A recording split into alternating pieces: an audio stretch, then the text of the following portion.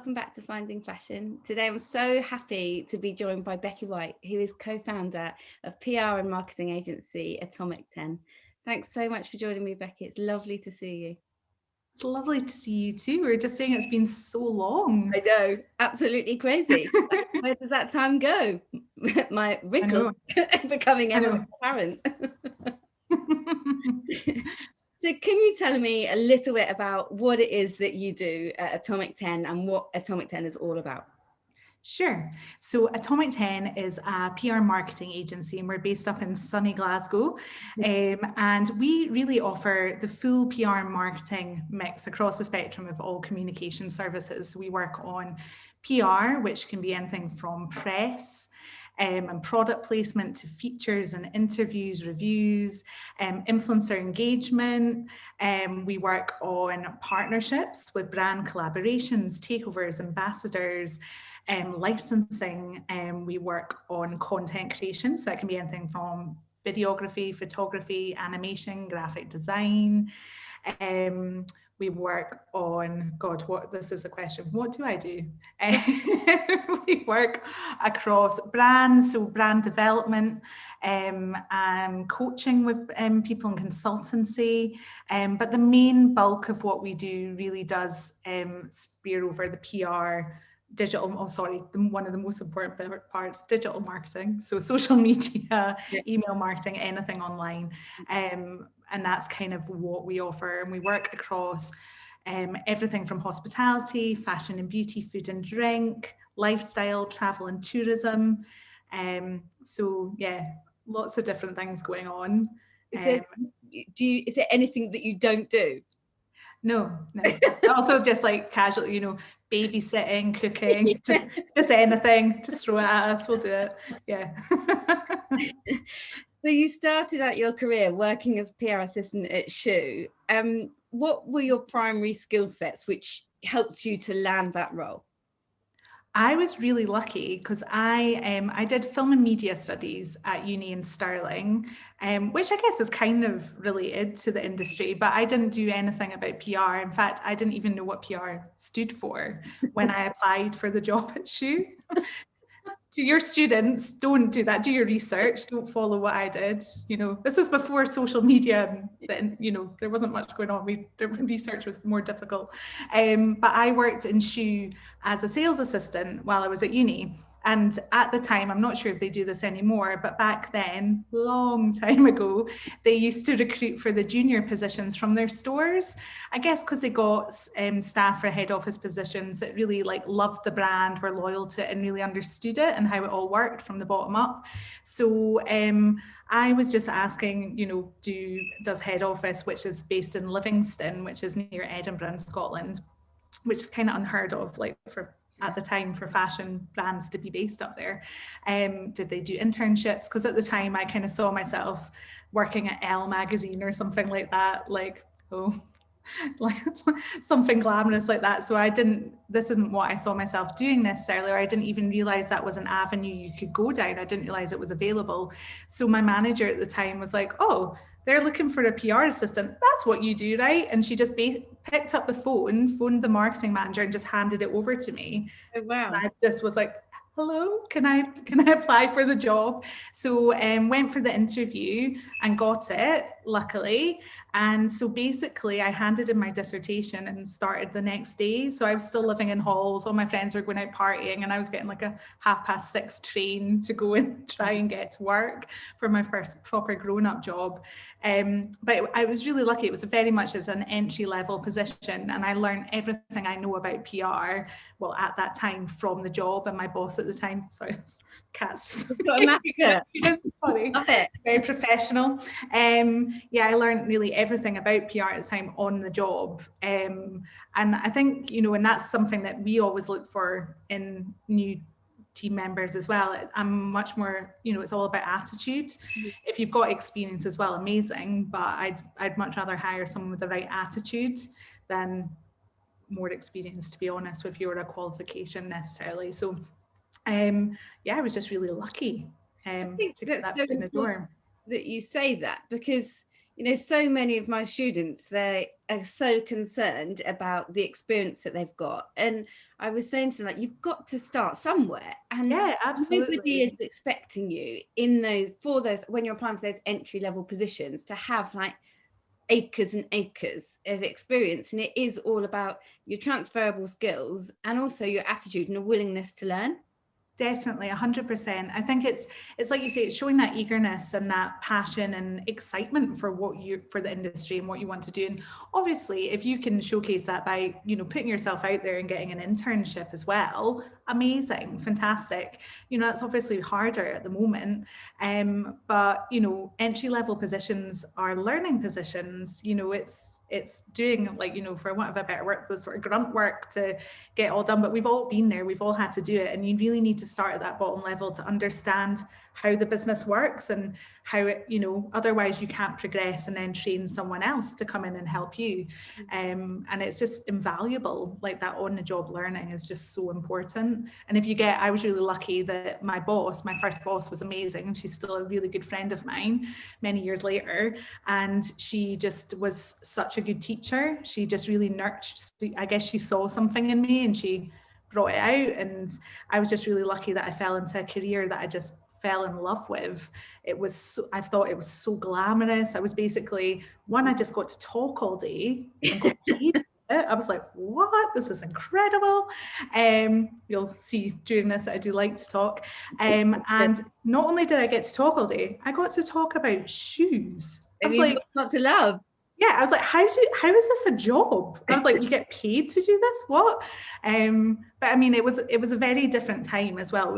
It was slower paced, really online shopping. When I worked at Shoe, ASOS launched that year. Yeah. So that's how long ago this was. So, you know, it was still as seen on screen and no one really knew what it was. If we got online coverage, no one really cared. I remember us getting coverage in Elle. Do you remember Elle used to do e-newsletter, and it was like once a week, and it was sort of like the top 10 coolest things, and we got a pair of tartan platforms in there. And me and Lucy were so excited. We're like, what an achievement to get a high street brand in Elle, which at the time the glossies weren't using as much high street. And everyone's like, well, when's it going in the magazine? And it wasn't, no one cared about online yet. No one really saw the value. It was before, you know, Facebook was only just becoming a thing in America. We still had Bebo, you know. I know. Anytime I talk about this, I'm like, I really miss Bebo. So yeah. And MySpace, bring it back. Oh yeah, and MySpace. So yeah, no one was using social media yet, especially not businesses. It was just like this completely unknown territory. So it was really, you know, we're just press, really, because there wasn't bloggers yet either. So it was much now comparatively to what my job every day involves now compared to back then. I was just like, wow, I didn't realize how easy we all had it back then. It was really nice and slow and relaxed. But, you know, it was a really good starting point. Yeah. That was a very long tangent answer, sorry. No, bring on the long answers. So at the time you were working at Shoe, and I interviewed Dominic Gardner, who's the former PR manager there, who also worked at Shoe. And she was saying how when she was working at Shoe, they were so famous for creating these really like conceptual press day themes. Yeah. They had everything from like festivals to beaches and that sort of thing. How did you guys work together to kind of conceptualize event themes that reflected the collection? Well, it was really like, it was, again, Lucy, my old boss there, was like, that was her thing, that she came up with all of that and really brought that to life. But it's a really collaborative process, you know, with a retailer like that or a brand that you're working with. You know, it was our job as a PR department to sell the upcoming collections and products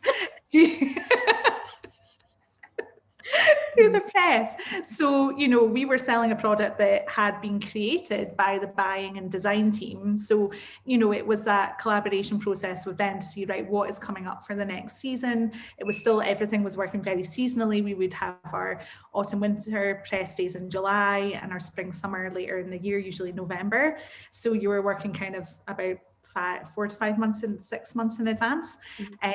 So it would, depending on what their inspiration was and what had inspired the collections coming through. Obviously with shoe as well, there's so many different brands, so it's not just the MTO collection, it's the, you know, it's the brands as well, so there's quite a lot of different inspiration coming through.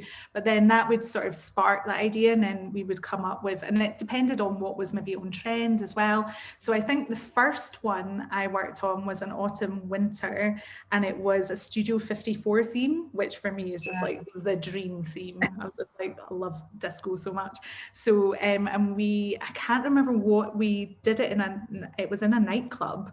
I can't remember which nightclub, somewhere in Soho, and we dressed it all up, disco balls everywhere, and then it was, so the invite was disco, I think a disco ball, and then a lookbook would have been a disco ball as well, back in the day when it was like proper big lookbooks that we'd send out by post. And I think another one we did was an airport theme, so like, it was like airline ticket invitations, and then the lookbook was a passport, and then lots of like conveyor belts, so like shoes like moving around like a baggage conveyor belt and different things like that. So they were always really fun, and like you say, really conceptualized from start to finish, from that experience of when you first opened the invitation to when you got the lookbook afterwards in the post.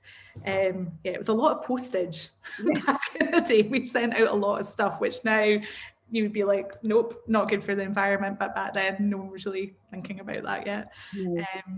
But yeah, a lot of fun, and just such an amazing first step in the industry for me. I learned so much, and to be able to do and work with the press and brands and such a huge retailer like Shoe as well at such a young age from Scotland was just, it was insane, because I just convinced myself I would have to move to London to do what I wanted to do.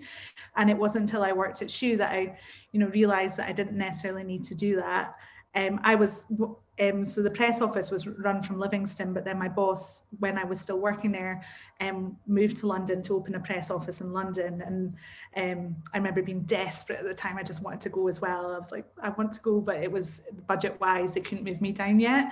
And because I'm so impatient, I just got too impatient. I left and went traveling. So, yeah. Do you ever feel that, because I think there's a misconception that to work in fashion, you have to work in London, which is so not the case. And obviously you went on to launch your own PR agency. Do you ever feel that, you were held back in a way, or you felt that you didn't get the same opportunities by not working in London? I guess it's sometimes difficult for me. People have asked me that before, and it's a difficult question because I don't know any different. Because I never lived in London, and I did. It was a serious consideration a few different times. It maybe did in some ways, but I think as long as you have to be willing to push. Like, I wouldn't have got to where I am today if I just sat and hoped that a job would come to me, or hoped that business would come to me. You have to really put yourself out there. Which, that's not for everyone either. But if you're willing to really like fight for it and push it, then you can. And I think it was a completely different world back then. There wasn't really, apart from Shoe, there was really only a couple of few other fashion brands based in Scotland at the time, and not necessarily as trend. So there would have been like USC was in Scotland at the time, back when that was a thing, and also as well, the lingerie brand. But apart from that, there wasn't really many other like commercial high street brands based up here. So, you really did have to move down there. And it was before everything was taking off in Manchester as well, because, fast fashion and online shopping it was just starting, and growing. So really London, if you wanted to be taken seriously, was where you should go. But because I went traveling for a bit and then came back and was really lucky enough to get a job in Glasgow with a boutique agency specializing really in high-end design and upcoming emerging talent, and working on projects with Scottish Government and Visit Scotland, taking designers down to London Fashion Week. So again, I just was very lucky that I fell into a job in Scotland that took me to London. So I got all the buzz and the excitement and the contacts and the network of London without actually having to be there. And stayed there for a couple of years and then decided to start up on my own. But, you know, I didn't choose to start up in Glasgow because I was like, that's a great place to start a business. I started a business in Glasgow because I live here. That's literally the only reason. And now it's a thriving hotbed of loads of amazing brands are based up here. In Glasgow alone, you've got especially beauty brands. So you've got like Future Beauty Labs, which is Tanologist, Isle Paradise, Tan Luxe. You've got things like Crazy Colour. You've got Fake Bake. You've got God, I'm missing loads. You've still got Shoe, obviously. You've got Quiz. You've got Old Polly. Like there's so many brands based up here that, like, especially for younger people coming into the industry, are really like lots of opportunities to get your foot in the door, without moving to London. And also then Manchester is just the place to be as well now. I think it's really inspiring to see, because, you know, when I was, you know, entering the industry, it was literally you had to be in London. Yeah. And actually it's not the case anymore. And I think actually there are these growing opportunities now that actually you can, you know, work from home, obviously, and absolutely, yeah, like boutique agencies, and there are opportunities which are like out of London that you don't necessarily have to be in London for. And I think it's comforting for a lot of students and people who are new to the industry. Yeah, I think it's just, like I say, it's just about putting yourself out there. But yeah, like you say, now more than ever, you know, I think the pandemic's really catapulted and propelled us about 10 years forward from where we would have been in terms of flexible working and, you know, setups and office and working from home. So now really there's not really any excuse. Employers, you know, can no longer be like, oh, it wouldn't work. And I'm like, well, it obviously does. If it can work under this amount of strain and pressure, then it can definitely work in normal circumstances. And for us, I don't really care where someone's based now. Like, it's really showing that I'm like, well, we could work with someone that's based in New York, really. Like, you know, which is amazing for a small business like us, because then it gives us opportunity to expand without having to open an office somewhere else, which is really exciting as well. But I think for people starting in the industry, it's amazing. And also it's much easier to start your own business now as well. Than it used to be. You don't necessarily need that experience to do it anymore. I would always recommend getting a bit of experience first, because you can learn so much. You can learn a lot from other people's mistakes, and I talk about myself in that as well. But you know, it's more flexible than it ever was to start up your own business as well, which is exciting. For sure. So I've got to ask you about some of your work in the charity PR sector, because some of my students at the moment are working on some beauty and wellness charity collaborations. And during your career, you've worked within kind of like lifestyle and charity projects in the PR sector. How do those kind of communication strategies within like the charity sector differ from fashion? I mean, I guess when you look at it, the principles are the same, but it's more delicate, and you've got to be more sensitive, and there's a cause at the forefront of it, you know, that is cause first, product second, if there is a product involved in it. And, you know, it's thinking, I guess, more sensitively about things, and you know, working in a way that is, you know, just really puts the charity and the cause at the forefront of it, rather than maybe the individual products. But then you could say that about working with any brand. You should always be putting the brand first, and really keeping that in mind. You know, I've worked across a few different things. I've only worked with one social enterprise that was product based, and that was Hey Girls, which is an incredible social enterprise. It's a buy one give one model on sanitary products. So for every product you buy, they donate one to a girl or woman in need across the UK, which is just amazing.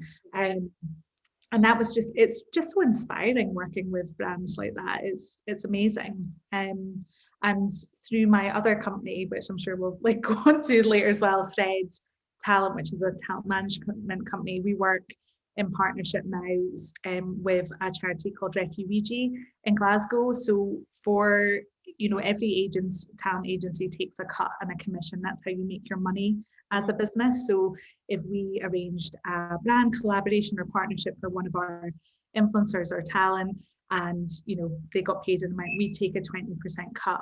But as an agency, we've made the decision that we're only going to keep 15% of our commission, and 5% of everything we make as a company goes to charity. Oh, wow. So it effectively means as well, although the influencers and talent would always be giving us 20, we'd always keep 20%. It means that 5% of all of our talent fees go to charity, which is nice as well. So that's something that's important to me too. How do you pick the charities that you work with and that your company donates to? We were Thread's so new. We only launched in November. It's just a baby. But we decided Refugees, just a charity I'm aware of and is supported, and just really like what they do, and they're local to us as well. And we decided that we're going to pick a charity per year, just because otherwise, especially as a start, a new business starting out, like the donations are going to be smaller at first. Yeah. So we think it's fairer to work with someone for a full year and really get behind them, and also then work with them on a voluntary basis, and putting our time forward as well as a cash donation too. But we'll see what happens this year, and see who we go with next year as well. What an exciting initiative to be working on. That must be such a seller. Like when you're pitching for new business, actually that's a really nice seller, isn't it, to say that actually support like local charities and causes that mean something to us as a company. Because I think that people are so much more acutely aware of all of these kind of like issues and these like incredible places to be able to support. So it really must show that your company's got soul. I hope so. I think, like you say, I think it's just really important that you're doing something now, though. I don't think it's it's not something you're doing for praise. It's just you should be. Yeah. It's not like maybe 5 years ago where people would be like, isn't that wonderful that you're doing that? Now it's just like, that's just a neutral. That's, you should be doing something, and then it's negative if you're not. So it's just and every business at Atomic10, we do things differently there. Where that's not something we do in terms of profit give back, but it's about time and what we can do and give back of our time with that company, and it's just about finding a way that works best for that business. So I've obviously got to ask you about your Atomic10 now, and you launched that with your business partner, and she had an agency called, is it Moir Media? Am I saying that? Moir Media, yeah. What drew you to kind of collaborating with another agency, because you had Becky White PR before? The really originally named PR agency. You can tell that I came up with that name when I was just like, I'm starting a business. Becky White PR. And then it just kind of started. I was like, oh, it'll do. But I started Becky White PR when I was 24. Wow. I was like so young, and I really only had like 3 or 4 years experience in the industry. I was I never planned to start a business. I just wasn't very happy in my old job, and I quit. And someone said to me, another freelancer, because I was just like having as many meetings as possible, was like, well, why don't you just start your own company? And I was like, can't do that. I'm like so young. I don't have enough experience. And she's like, well, the worst that will happen is you end up unemployed. Oh wait, you already are. I was like, oh, I like burn, but fair. Okay. So that's what made me do it. I just was like, well, do you know what? I'll give it a go, and then if I don't make money, then I'll just get a job. So I'd been doing it started unintentionally, and I'd had Becky White PR for 9 years. Wow. So such a long time, and it was doing great. It was fine. We'd gone through, at one point we had 8 members of staff. It was mad, from just growing it out of my spare bedroom with my cat, who's already made an appearance, just me and her, to grow it, and then it changed around. But just I could really see as well the industry was changing a lot, and what was being what was needed from our clients and their needs were different. People were consolidating a lot of things as well, because when I started out, it was like press and influencers that we did, and we were one of the first agencies to really work with influencers, and I'm really proud of that, because we really saw it and we got in there, and we utilized that strategy really early on when other people were still quite unsure of it, or just like when Instagram, you know, they were like, what is Instagram? We're like, no, we need to do this. But you know, we could see we were doing more social, we were doing more design, and I was having to get freelancers in. And I was like, there must be a different way of working. And also, although I'm really proud of what I achieved with Becky White PR, owning a business on your own is quite lonely. You don't have anyone to sing board. You might have a team, and of course they're amazing, but you know, it's not their business. They shouldn't feel the pressure as much as you do. They're not as invested in it as you are, of course, and why should they be? So it can feel a bit like, you know, I don't know, you just kind of feel a bit lonely a little bit. You want someone to bounce ideas off, someone that's going to come to you and be like, do you know what, well done, that's really good. Or actually someone to be like, I'm like, have I just made an absolute mess of that? Is that okay? Someone to, you know, that reassurance as well, that you're actually doing okay, and you know, that support system that you kind of lack when you're doing it on your own. And so thinking about ways of changing the industry, changing ways of changing an agency model to try and find a way that really fit in with this new way of working as well. Me and Nicola actually just randomly, we followed each other on Instagram, but we'd never, you know, it's one of those people that you know each other, but you've never met.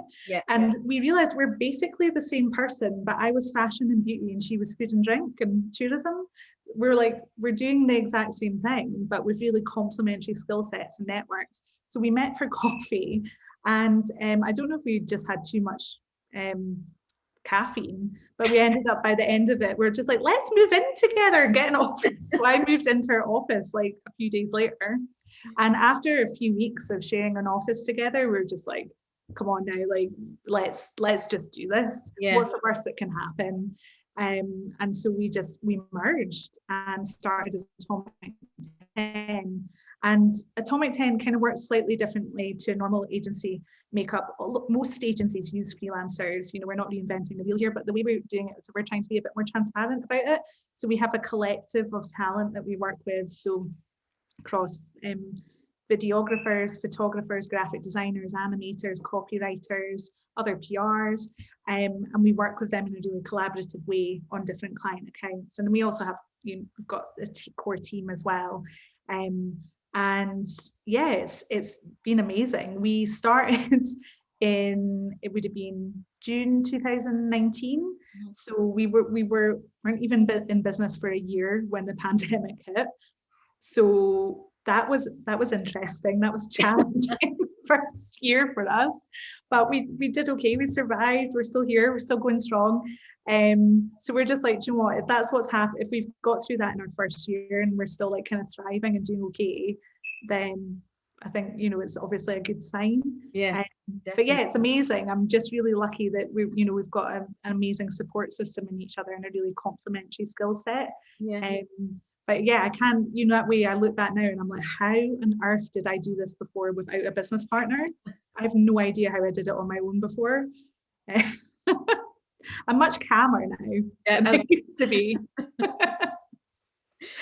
So you talked earlier in your little intro and you said that you basically do everything, like full service comms, partnerships, campaign activation, social media, like graphic design, content, like just everything. But how have you seen there been a shift in the kind of coverage and the support and the consultancy that brands are looking for? Sure. I guess, it's changed dramatically in the sense that the speed everything needs to be done by, and how it's not enough to be proactive anymore. You've got to be so reactive as well, constantly. You've got to be constantly on it, on social, seeing what's happening and ensuring that you're just completely on it and ahead of things the whole time and ahead of a client's needs. And there's just so much more to that.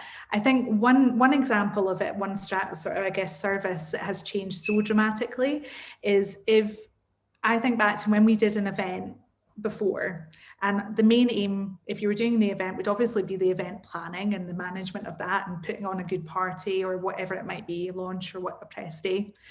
But the main aim was a guest list and getting the people there. Mm-hmm. If the people came, that you'd won. That was your job. The client was happy. You were like, great, tick, you got all the people there.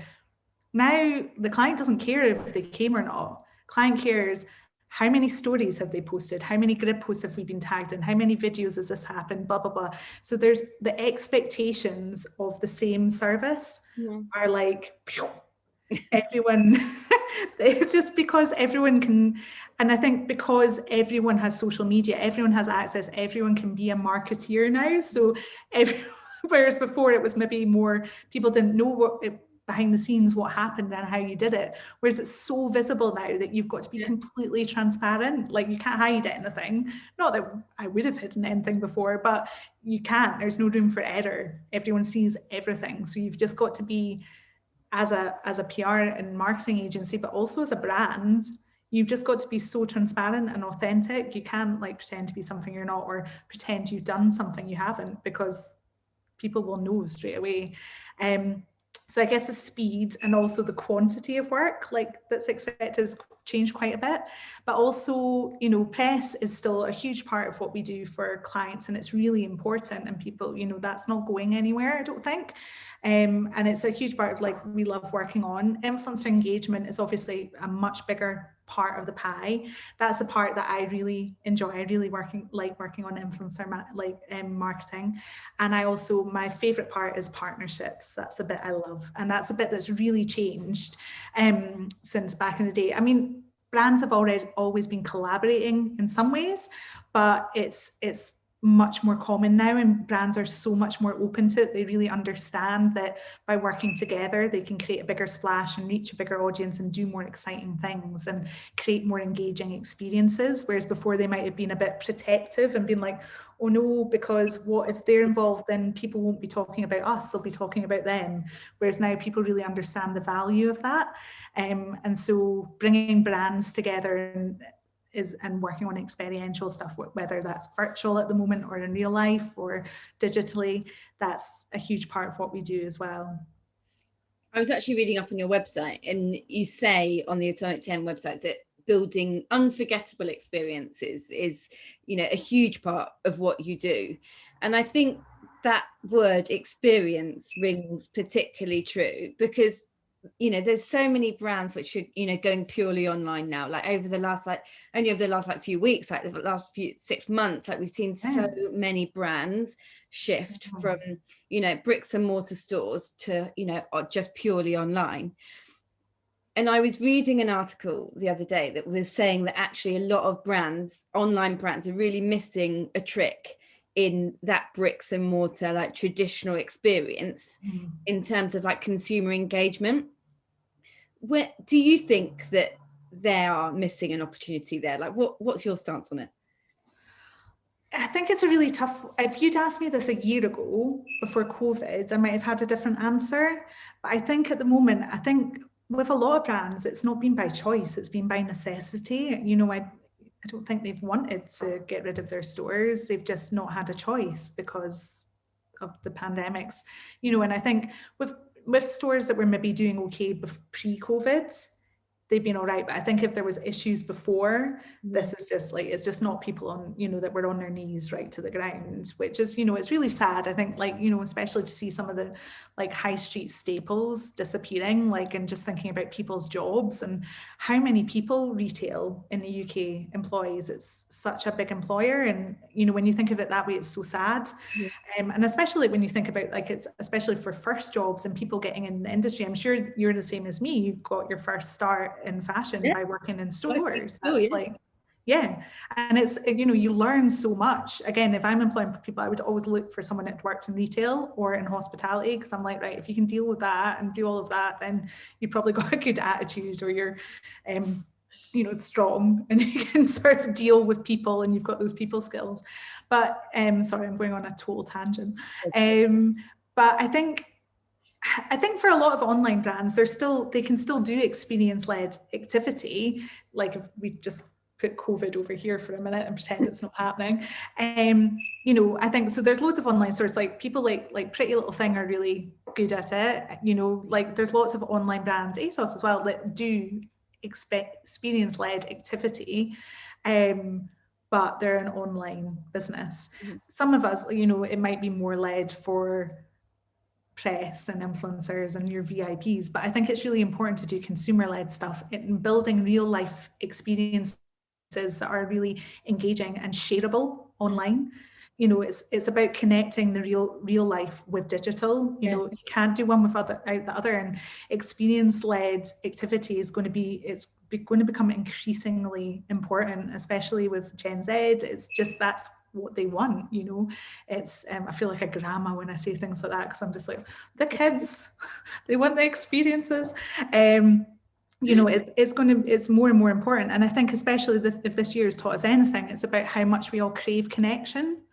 And there's nothing like an event or a shared experience to bring people together, and it builds brand loyalty as well. If you're looking from it from a strategic and brand and marketing point of view, of course it brings that brand loyalty, and it pulls them in, because it's not just, you're not just selling them stuff. You have to do so much more than that now. It's about building a brand fan base, not just a customer, and that sort of tribe of people coming together. But you can tell I'm like, that's my favorite part. So I really miss it. I'm so interested in it, because it seems that people don't just want to be flogged to, and they don't just want to get shoved. Like we don't engage with brands in the same way that we did before. Like we actually want to believe in a brand of what they're saying and what they're doing and what they stand for. And the way that they do that is by connecting with this on shared experience. Absolutely. And that hooks us in to kind of engage with that brand. I find it so interesting, and I'm so I'm really anticipating like the return to that like shared experience, because like you say, there's so many kind of traditionally like online brands who do it so well. Like look at Glossier, like beauty brands, for example. They're incredible at being online, but also doing that kind of experience. Bringing it into the home. That's so clever. And I think this year's it's been good. I mean, obviously the pandemic's not been good, but in terms of learnings and progression in the industry, it's been really interesting. And what we found in terms of like events or sort of basic for press and influencers or VIPs or industry people, we would have like an event, an actual in real life event. It's given us an opportunity for some of our smaller brands that wouldn't have necessarily been able to afford to do that or had the budget to do something. We'd have probably had to be in London to do that before. Whereas, and if we'd suggested before the pandemic, we're going to do a virtual drinks tasting, people would have just been like, what? Why are you not taking us out for dinner? Why are you not taking us to Ibiza? So it gave us, it kind of evened the playing field a little bit budget-wise for some of the smaller bands, which has been really nice as well. Because you're doing the exact same event as, with some of our smaller drinks brands, as like a massive player like Diageo, we're doing the same activity. And it means you can have anyone from anywhere in the world there, which is so exciting. It's, it's opened things up significantly. So the virtual stuff, I don't think that's going anywhere. I think that'll be here to stay. I think it'll just be integrated more with the in real life stuff. And I know through what we're planning with some of our clients at the moment, it is just that it's really hard at the moment, because you make a plan, but in your head, you're like, that's probably going to change 5 times again before we actually, if we even get to do it. But everyone's just so desperate to actually have events and people and venues, and because we work with so many hospitality clients as well, it's just like, my heart really goes out to them. A lot of these businesses have been pretty much closed for a year now, and it's it's been really, really tough. So we just like want to get people in there again, and start promoting them and about what they do best. Well, I can't wait to get back in the bars and the pubs and out for dinner. I was saying to some friends, I actually don't care if it's £15 for a glass of wine. Just get me in. I don't care. Just get me in. I'm like a nice glass of red wine and a steak. Bring it on. So excited. So excited. During your career, you've actually, going back to those drinks, you were pivotal in like launching Glasgow Cocktail Week, which sounds right up my alley. And I was reading that you launched the world's largest cocktail competition, which also sounds amazing. how did you like approach the bars in Glasgow to kind of get involved in that kind of initiative? Well, I would love to take credit for this, but this is we worked on this, but Cocktail Week is actually my business partner's other business. So she created it all. She did it all. She's amazing. So it was its second year. Obviously, last year it didn't happen because we couldn't do anything. But she worked in collaboration with Diageo and World Class, which is biggest cocktail competition in Wales. It's a trade competition. And so Nicola had Cocktail Week anyway and collaborated with them to create, it was Cocktail Weekend before, but collaborated with Diageo to then create Cocktail Week. So it intertwined all the trade events, because you had mixologists and the best like bartenders in the world coming to Glasgow that week just for this competition. And so it was a mix. There was pop-ups and loads of amazing things happening across loads of bars with loads of like guest bartenders and like it was a sore week. Like it took a while to recover. Sore week, a week like that you're also working at, you're just like, oh God.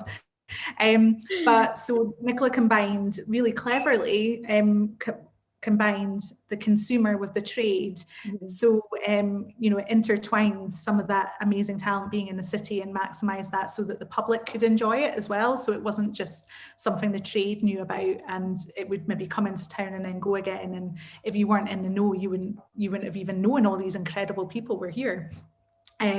So it was all the bars with cocktail trails, with participating bars doing exclusive promotions and cocktails.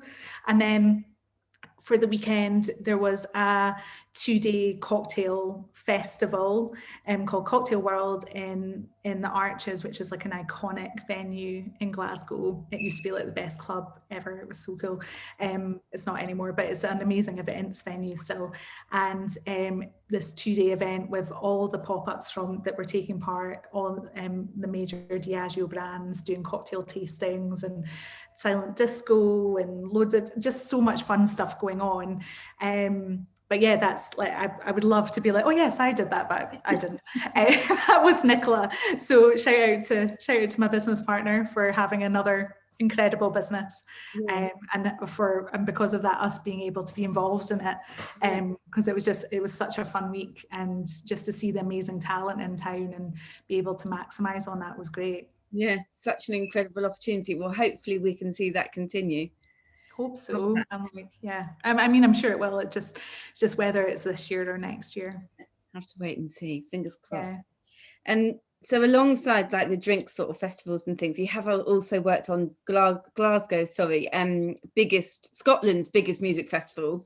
I think they call it Transmit, yeah. And you worked on an initiative with that, which I'm sure you'll tell us about shortly. But I was reading that the reach on the partnership that you worked on achieved over 42 million, which is insane. I should say I'm like reach of people, not like we didn't make them 42 million pounds. To clarify that. You'd be on the phone and they're like, we never saw that money. What are you talking about? You kind of build up, because the event was kind of a collaboration with a few different brands. You kind of like create those like valuable brand associations. Well, I guess from years of working in the industry, a huge part of our job as in PR and marketing communications, it's connections, it's building up a network. And I've been working in the industry now for nearly 15 years. So over that time, I've met a lot of people. Like, so for example, like you, when we first met each other, we were like much earlier on in our careers and doing very different things. And if you'd asked us like back then whether we'd be doing an interview just now and you would be lecturing as well, like we wouldn't, or I had a talent agency, you'd have been like, what? So that's like, what are you doing? What? So it's just like different lives. But if you think about the amount of people that you've met from the start of your career, and everyone moves up, or people change jobs and go to different places, and you build up such amazing connections and contacts with people, and it's just about utilizing those. And that's why it's so important at the start of your career, is just to try and make as many contacts as possible, and really nurture and maintain them as well. But through that, I've had connections with all the brands we worked with. One of them at the time, Crazy Colour, was actually one of our clients, so that was fairly easy to negotiate. And then we worked with Tenologist and Quiz, and basically we worked with the 3 brands for them to then, we built an itinerary for the weekend that included Transmit, but it was really about building Glasgow and Transmit as a destination festival that you could enjoy as part of a weekend, because it's a city centre festival, which is quite unique. You know, you can do it in style, you can stay in a hotel, you don't have to camp, you can have a shower, you know, you can go out to a club afterwards, you don't have to just call it a night at the end of the festival. So there's lots of really unique selling points to it that kind of build this really nice, like, you can have a really nice girly weekend, I guess. So we wanted to work with young fashion and beauty brands to bring female influencers from outside of Scotland into Glasgow for the weekend to enjoy the festival. So that's how we collaborated with Tenologist and Quiz and Crazy Colour to do that. And through that, through the influencers that they brought, the reach through what we did, created an opportunity to see a 42 million. And it also, as well, you know, it saved Transmit budget because we weren't paying for the influencers to come, the brands were, but then the brands were, obviously it was great for them because they were able to offer the influencers a really unique proposition to come up for the weekend. And we sorted all the hotels for free and, like, you know, all of that side. So that it was a nice opportunity for them as well, because it was really, the package was already created and they just had to bring the talent in. So it was just that collaboration and partnership and working together to achieve a common goal. Yeah. So that, you know, the reach that you spoke about there, and there's a big conversation now about ROI, return of investment, but so many different kind of collaborations, different initiatives, like different PR campaigns, they use like different metrics to measure the success of a campaign. How do you use those metrics to kind of measure if something's gone well or not? It really is a case-by-case basis because clients will have different needs. Obviously, businesses need to make money, of course, but sometimes with something like a bit of activity like that, you're not going to see the impact straight away because the next festival is not until a year later. You know, it's about a brand awareness thing, and it's about getting as big an audience as possible, but also ensuring that the audience is the right audience. It's going to be an audience that are interested and engaged in what you've got to say. With some clients, it might be about website traffic. Some it might be about an increase in following on social media and an increase in engagement. Sometimes it comes right down just to the cash. Have their sales gone up? It could be ticket sales. It could be downloads. It could be mailing list growth. There's so many different aspects, and especially with, you know, parts of our job are very visual and creative. It's not really tangible. You know, if we do a photo shoot, the client either likes it or they don't, but we can't then be like, this one photo meant that you got, you know, 200 grand in sales. Like, you can't prove that, obviously. So that's a really rubbish answer, because I'm like, there isn't really an answer. It's just about ensuring there's obviously industry standards across PR. And, you know, back in the day when I first started, you would use things like advertising equivalent value, which basically meant if back in the day you'd featured something in Look that I'd sent you, then I'd be like, amazing, it's like half page space. If we were to pay for that as an advert, it would cost this much money. And then you times that by 3 because it was the third person endorsement had bigger value. But it didn't mean anything. It was just complete nonsense. It just was so stupid. It didn't, like, it sounded amazing because you were like, we got you this bit of coverage, and if you'd paid for it, it was the value of, but some of it was like ridiculous money. It'd be like 25,860,000, and I'm like, no, it wouldn't have cost that. So they got rid of that. You can't use that anymore in PR, which is good because it was just silly. It didn't mean anything. But then, you know, I guess some people might say the same about reach, because they're like, well, what does that mean? You got an audience of 42 million, but what did that mean? And for us, it's a brand awareness tool. But yeah, there's so many different ways of measuring it. Yeah. And so specific to every company, Yeah. because every company must have completely different goals of what they want to achieve. So you have to have that flex there.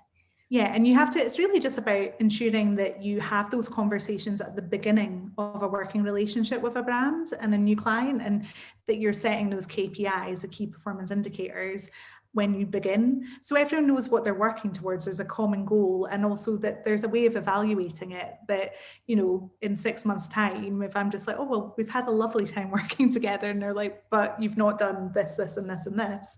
But it also means from our point of view, you know, if a client was ever to say, well, we're not really happy, we can go, well, actually, we've totally aced it. We've gone way above and beyond what you'd challenged us and targeted us to do. So it's just a way of keeping everyone straight and ensuring that working relationships are effective and that you can nurture them and grow them, and, you know, hopefully they become long term because everyone's happy because you're all moving in the right direction and everyone's on the same page. So I'd like to ask you now about your talent agency, Thread, which you launched. And I think the main thing I'd like to ask you is, there's so many influencer agencies out there. And you mentioned earlier that you guys will, you know, one of the first agencies to kind of really jump on board of the, you know, the kind of influencer marketing train. How do you work differently to your competitors? Like you say, there's a lot of influencer agencies out there, and there's a lot of them doing it really well. And I think, you know, some people might argue it's a bit saturated, and that I guess there are a lot of what you would like. It's so tricky. I'm like, the word influencer, I think at the moment has got a bit of a bad name, but at the end of the day, an influencer is just somebody of influence. That can mean so many things. It doesn't necessarily have to mean a digital Instagram influencer or a TikToker. It can mean, you know, anyone that's got influence. It might be quite niche. It might be within their industry. It might not even be online, but it's a person of influence. And that's kind of the essence of Thread and what I wanted to achieve when I started it, that it's not necessarily just about a social media following, it's about bringing something else to the table as well. And so we've been quite selective of who we're working with. So it's, you know, we have chefs, photographers, we have dancers, we have makeup artists. We have, I guess, maybe what you'd call maybe more your style influencers as well. We have a lawyer, we have, you know, a really wide variety. And it's about, you know, we're working on brand collaborations and partnerships and, you know, paid opportunities in that way.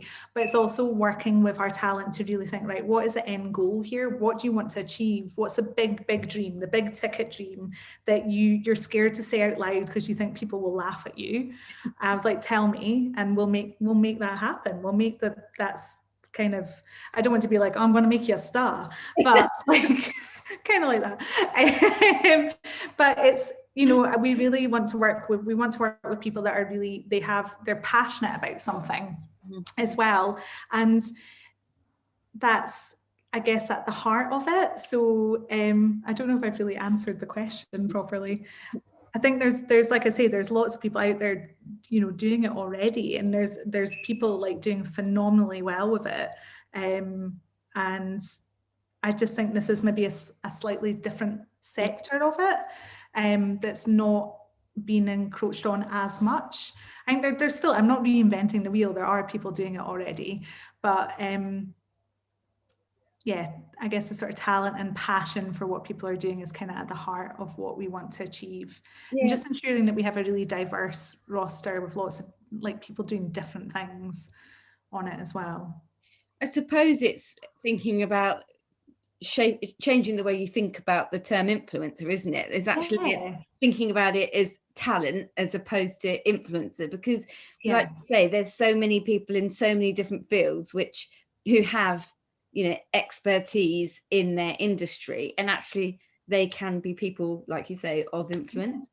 Well, it's, like you say, and I think that's the thing, it's just about changing the way you look at it, like you say. And I think that's why we've decided to call it talent management, because, you know, some of the people we work with might not necessarily have a following on social. It's something we probably help them develop and suggest that they work on, because there's going to be more opportunities for them.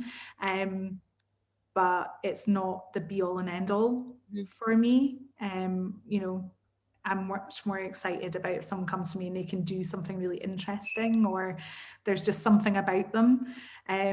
And with some of the people, I found them on Instagram, like they must have thought I was just a crazy creep, because I just messaged some of them. I was like, I think you're amazing. I'm going to open an agency. Can I represent you? Yeah. and they all got back and said yes. So I was just like, oh, great, cool. Why wouldn't you? Yeah. So a lot of these influencers and the talent that you represent, they've worked with so many different companies, from like the Body Shop, Urban Decay, Uber Eats, which must have been amazing, like NYX, Simply Be, like so many. Dior, I think, was one of them that I read as well. How do you align that talent with brands to make it feel really authentic? And that's it. I think the word it is authentic, and that's because I'm not interested in building relationships where people are just holding something up, because it's like people can just smell through that, and people have no interest in it anymore. I think you need to be more creative with the partnerships as well, to ensure that you're putting a different stamp on it, and it is interesting to the audience and people are seeing something different. So what we do is when we start working with talent, we have, I guess, a questionnaire that they fill out, and we'll work with them. And a big part of that is a wish list of brands or events or other personalities or places. It can be anything, just people that they really want to work with. And then we'll put that in order of priority. Then I'll have a look. I'll obviously already have some things in mind that I think would be good for them as well. But that just gives me a really nice taster and an indication of what they're passionate about, where they kind of see themselves going. Then I'll add to that list, and we'll create a sort of, I guess, a collaborative list together. And that's really our starting and jumping off point of our proactive activity for me reaching out to brands for opportunities, and just ensuring that they're aware of the talent and that they exist and what they do and what they can bring to the table. Then, of course, there's lots of reactive stuff comes through as well. So that's a big part of my job there as well, is that I deal with all the reactive requests. So some of that's, gifting and and some of it's polite declines as well on behalf of the gang. But, it's a lot, sometimes really interesting opportunities can come through reactive stuff. So one of that was recently one of our roster, Damalola, who's our only guy, actually. We only have one guy. He was just it launched at the weekend, Tinder's new campaign, which is really exciting. But they reached out to us for that, and it was just about building and ensuring that Damalola got a good deal for it, and that he's looked after, and that I'm looking over everything before it goes, and that we're sticking to the deadlines, and that he has someone to soundboard off of and support him through that.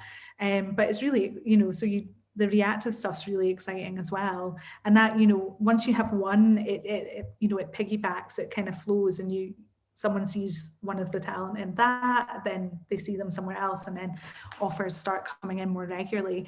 But it's still such a new company. Like I say, we only launched properly just before Christmas. And it's already it's kind of gone a bit crazy. It's really exciting. And it's, it's so beneficial as well it's giving me real insight for Atomic10, and it's beneficial for that. It means as well that for Atomic10, we have a bank of influencers there as well, which is helpful. But it's really, I think, working on Thread, because I've worked in PR and marketing for so long, I kind of bring that unique perspective to the talent management and vice versa. But it's interesting being on the other side of it, because I'm so used to being the PR, trying to beg people to do stuff. So it's quite nice being on the other side. Yeah, I bet. How do you, there's so many influencer agencies and talent agencies, as we mentioned, but something that differs to every agency is how they work out budgets and how they create, kind of ascertain the value of, talent content. How do you work that out? How do you kind of shift and create budgets and work out what an influencer is worth and gets paid? Anyway, that sounds awful, doesn't it? I'm like, value in a person. It's great. But it's a commodity, and they're providing a service. And I think something that people are really quick to forget, and then, like, again, this kind of annoys me with people, like, you know, just being like, oh, they're just an influencer. And I'm like, do you know how much time it takes to shoot and to edit? Or especially if now, because there's so, you know, it's so much more video based than it used to be. It's hugely time consuming, and it's not easy. You've got to have a good eye for it, even if it is just a picture holding a product. You've got to make that look good. You've got to try and find a creative way of shooting. You're thinking about the engagement. You're thinking about when are you going to post it? What else have you got coming up? And coming up with creative ideas as well. And even just styling, you know, yourself, like, styling, it's not an easy thing. Like, you know, it takes thought and time and effort. So it's reminding the brands of that, you know, there's a reason they're coming to us. It's because they want something. And, you know, it's, if you were going to, you wouldn't expect a model to come to a shoot for free. But the amount of brand, you know, that come and they want A, B, C, D, and E, and I'm like, okay, what's the budget? Oh, we don't have any. And I'm like, well, you can, I was like, please, like, you know, at Atomic10, we would always be like, look, you know, if we do a lot of gifting or, you know, in experience-based stuff, but we would never put any pressure on an influencer or dictate to them what they did with that when they got it. It's gifting. And there's an understanding, if it's gifting, you can't have any expectations. Just in the same way, if I gave you a present, I can't make you post about it on Instagram. Like, you know, so it's, sorry, that was a bit of a rant. I'm like, hey, influencers. So, but you can't, you know, it's just about being flexible. That you're like, you know, if you want to send a product, and, you know, we would never accept something if they weren't going to, maybe they didn't like it, but there's never a pressure. Like, they'll post on stories maybe for gifting, depending what it is. If it was a higher value, then they might post in their grid, or if they really love it, they'll maybe just do it anyway. But in terms of value, it really comes down to, again, this is in terms of, it's like the return on investment with the with Atomic10. It really comes down to what the brand or client or event or whatever it is looking for. Are they looking for someone to create content that then is just going to get used on their social, but then the talent don't have to post it? Are they looking for content for the talent, you know, to send something for that promotion and that exposure on the talent social, but they are not going to use it? Or is it a bit of everything? Is it like, you know, like with the Tinder it was used in an advertising campaign. So then you've got to think about usage rights. Because again, if you were paying someone to come and do a shoot with you, you'd be paying for the shoot for a start, which we all know that's a lot of money. You'd be paying for models, you'd be paying for makeup, hair, styling, location, photography, videography, or whatever it might be, models. If you think how much all of that costs, then, you know, paying for an influencer to be part of that's it's a very cost-effective way of doing it. But it really depends on the usage, how it's going to be used, how long it's going to be used for, what level of work it's going to require. Is it filming an Instagram TV video that's maybe 5 minutes long, or is it a reel that's 30 seconds? And also then it really comes down to the following the talent have. How many followers do they have? What's their engagement rate like?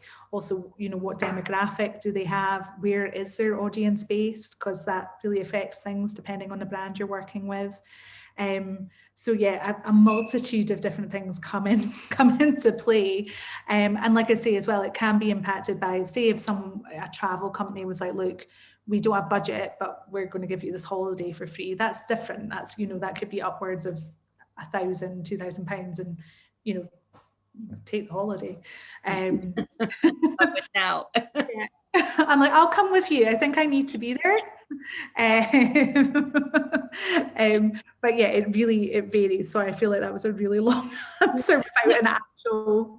It's really confusing, isn't it? Because I think, like, when the whole, like, you know, the blogger influencer thing came out, there was, you know, quite a lot of bloggers and influencers doing rate cards where they would do like flat rates. But I suppose that's different now, isn't it? That when there's so many different measurables and metrics that, you know. Yeah, I mean, we do have rate cards for everyone, but it's more a jumping off point, because quite often someone will want a package that's quite bespoke to them. But if they come to us and are like, look, we just want one grid post or whatever, I can say this is how much it costs.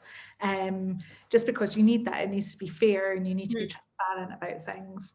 But also at the same time, like that's evaluated on a monthly basis, because followings go up and down, and depending, they might have, just it really, the value of working with, depending who they've been, had work with as well, that makes it increases their value. If they've worked with an amazing brand, then it kind of puts them to the next level. So, there's lots of things to take into consideration. It's just my job to really ensure that I'm protecting them, and advocating for them, I guess, and just making sure that they've got someone that's really like, no, they're not doing that, and also being clear about like boundaries and what they will and won't do, so that if they are sent something and a brand comes back and is like, no, you have to do this, and I can go back and be like, well, no, actually, we were really clear, and this is what you agreed to. And they're finished now. So it's just important to have, she's back, to have that as well. Come on. Well, Becky, thanks so much for joining me today. It's been so lovely to see you, and you've shared so many incredible insights into your entire career and what you do now for Atomic10 and for Thread. So thank you so much. I really appreciate it. Oh no, thanks for having me. It's been lovely. I hope that we get to hang out soon. Get me out to Glasgow Cocktail Week. I know, we need to get you up here.